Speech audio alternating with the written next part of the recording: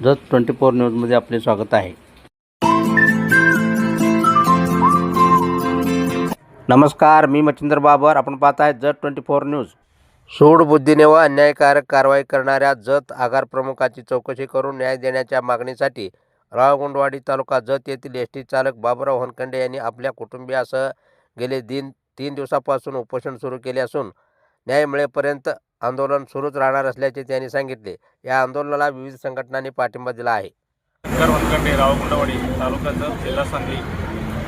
जत आगारात चालक कम वाहक पदावर काम करत आहे.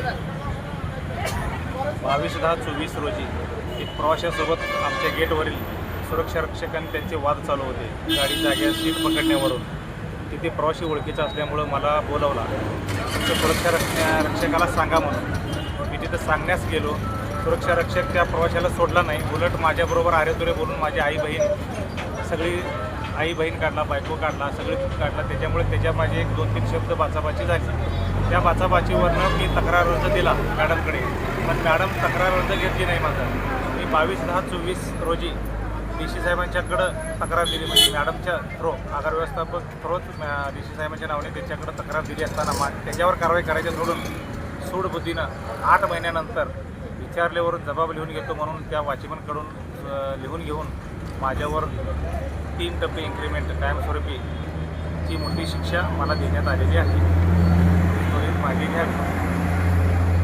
रामू औरसंगे आहे. मी सेवाशक्ती संघटना पुणे प्रदेशाचा उपाध्यक्ष या नात्याने मी या संघटनेचं कामकाज करतो. पण या श्री A.T. होनखंडे यांच्यावरती झालेल्या अन्यायाविरोधात आम्ही संघटनेच्या वतीनं त्यांना पाठिंबा दिलेला आहे आणि भविष्य काळामध्ये त्यांच्यावर अन्याय होत असल्यामुळं आम्ही सर्वच विभागाचे आमचे नेते मंडळी आणि आमचे जनरल सेक्रेटरी मुंबईचे या सर्वांनी मिळून आम्ही त्यांना मोठ्या पद्धतीनं पाठिंबा दिलेला आहे. आणि त्याने काय केलेलं आहे, नियोजित कामगिरीवरती मुक्कामला असताना तिथं समक्ष सुनावणी झाली असं दाखवून त्यांच्यावरती कारवाई केलेली आहे.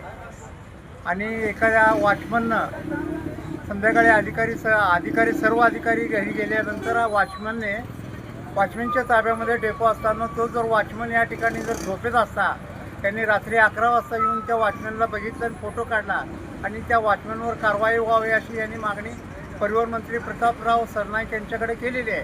प्रतापराव सरनाईक यांच्याकडे करूनसुद्धा त्याच्यावरती कुठली कारवाई केलेली नाही. त्याच्यावरती या व्यक्तीने कारवाई केली म्हणून त्यांच्यावरती जाणून बुजून त्यांनी कारवाई केलेली आहे.